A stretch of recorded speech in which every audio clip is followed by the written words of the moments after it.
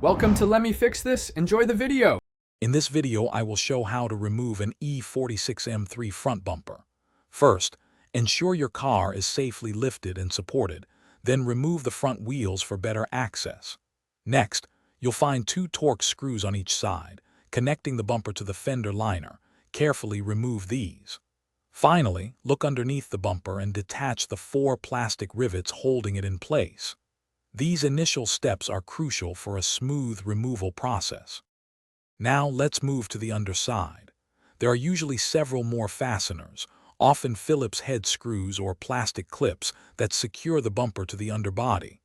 Once those are out, turn your attention to the wheel wells. Gently pull back the fender liner. You'll discover two 10mm bolts on each side, tucked away behind the liner. These bolts are key to releasing the bumper from the chassis. With the lower and side fasteners addressed, open your hood.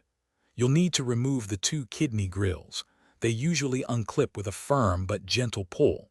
Beneath where the grills were, and along the top edge of the bumper, you'll find 4 Torx screws. Remove these to free the top section. Before pulling the bumper completely off, remember to disconnect any fog light or sensor wiring harnesses, typically found on the passenger side. Now for the final step. With all fasteners and wiring disconnected, gently pull the bumper straight forward. It should slide off the remaining guides. Be careful not to force it, as some clips might still be holding. Have a soft blanket or cardboard ready on the ground to protect your bumper from scratches.